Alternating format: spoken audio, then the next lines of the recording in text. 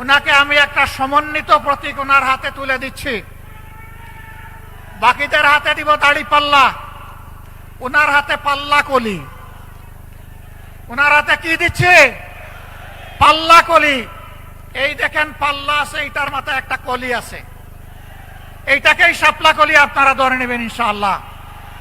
ঢাকা 11 আসনের যারা ভোটার তাদের জন্য আমরা ইনসাফের প্রতীকের সাথে শাপলা কলি আমরা নাহিদ ইসলাম, যিনি জাতীয় নাগরিক পার্টির আহ্বায়ক, তার হাতে আমরা তুলে দিচ্ছি।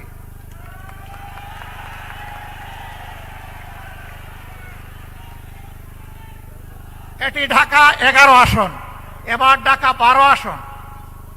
ঢাকা 12 আসনে বাংলাদেশ ইসলামী ছাত্র শিবিরের প্রতি বাংলাদেশ জামাতে ইসলামীর কেন্দ্রীয় নির্বাহী পরিষদের সম্মানিত সদস্য জনাব সাইফুল আলম খান মিলন, তার হাতে আমরা পাল্লা তুলে দিলাম।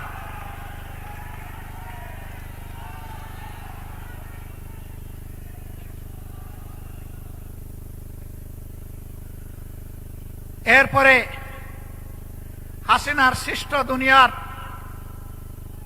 জাহান্নাম সম আয়নাগরের বাসিন্দা আমাদের কলিজার টুকরা ব্যারিস্টার আহমদ বিন কাসেম আরমান, যিনি 14 আসনে ন্যায় এবং ইনসাফের পক্ষে, জনগণের অধিকারের পক্ষে লড়াই করে ইনশাআল্লাহ বিজয় ছিনিয়ে আনবেন, তার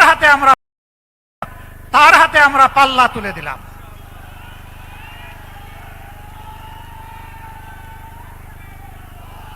ডান দিকে আসবে, ডান দিকে, বাম দিকে না, ডান দিকে। যারা আসবেন ডান দিকে আসবেন।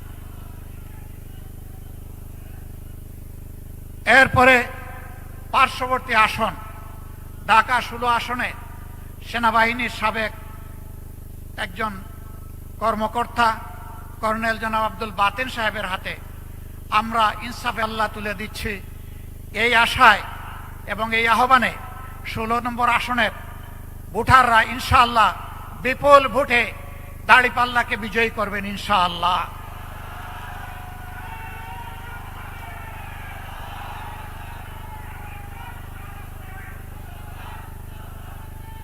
এবার ঢাকা 17 আসনে একজন দক্ষ চিকিৎসক,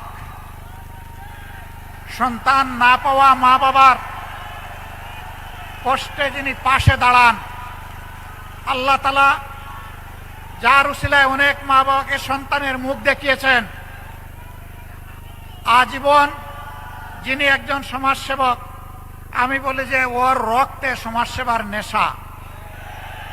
আমরা সেই সফল চিকিৎসক খালেদুজ্জামানের হাতে এবার তিনি ঢাকা 17 আসন থেকে লড়ে ইনশাআল্লাহ বিজয় ছিনিয়ে আনবেন, তার হাতে আমরা পাল্লা প্রতীক তুলে দিলাম। আলহামদুলিল্লাহ।